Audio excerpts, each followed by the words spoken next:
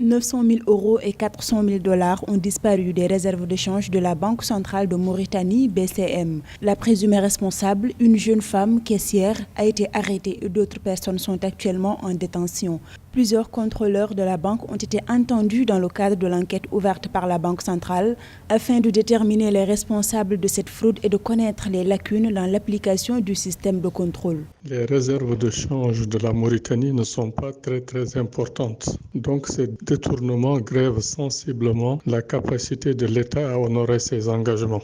Le scandale qui éclabousse justement la Banque centrale de Mauritanie est un scandale de plus.